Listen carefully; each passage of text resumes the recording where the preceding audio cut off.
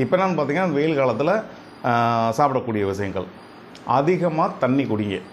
அதிகம்னா உங்களுக்கு தேவையான அளவுக்கு சரியா தண்ணி குடிங்க. நிறைய ஐஸ் எல்லாம் யூஸ் பண்ணாதீங்க. ஏதாவது யூஸ் பண்ணாதீங்க. குளிர்பானங்கள் வாங்கி சாப்பிடாதீங்க. இது இளநீர், நொங்கு இந்த மாதிரி விஷயங்கள் சாப்பிட்லாம். ஃப்ரூட்ஸை பொறுத்த வரைக்கும் பார்த்திங்கன்னா, ஆரஞ்சு சாப்பிட்லாம், ஆப்பிள் சாப்பிட்லாம், மாதுளை சாப்பிட்லாம், மாங்கனி கூட சாப்பிட்லாம். என்னென்னா ஒரே ஒரு பழம் ஒரு நாளைக்கு ஒன்று எடுத்துங்க போதும்.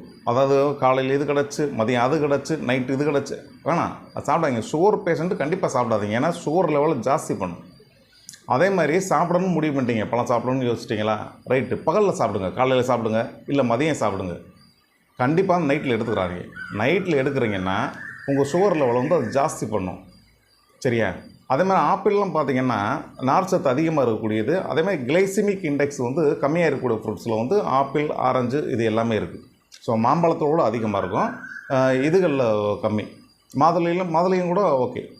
இதெல்லாம் எடுக்கும்போது வந்து பகலில் எடுக்கிறீங்கன்னா உங்களுக்கு டைஜஸ்ட் பண்ணுறதுக்கும் ஒரு டியூரேஷன் இருக்கும். இன்னொன்று பசி வந்து அடங்கியிருக்கும். எங்கேயோ வேலைக்கு போயிருக்கீங்கன்னா கூட வந்து 1 மணிக்கு சாப்பிட்டே ஆகுன்ற கட்டாயம் இருக்காது சுகர் பேஷண்ட்ஸுக்கு. ஏன்னா இதை சாப்பிட்ருக்கும்போது உங்களுக்கு 1:30க்கு சாப்பிட்டாலும் 2 மணிக்கு சாப்பிட்டா கூட இந்த லோ சுகர் அந்த டீவியேஷன்ஸ் வராது. இதை ஒரு சின்ன கருத்தாக எடுத்துக்கங்க. இது பொது தகவல் மட்டுமே. மற்றபடி நீங்கள் எவ்வளோ டேப்லெட்ஸ் எடுத்துக்கிட்டுறீங்க, எதுக்காக எடுத்துக்கிட்டுறீங்கலாம் லிஸ்ட்டெல்லாம் எனக்கு தெரியாது. தெரியாத விஷயங்கள் பற்றி நான் பேச விரும்பலை.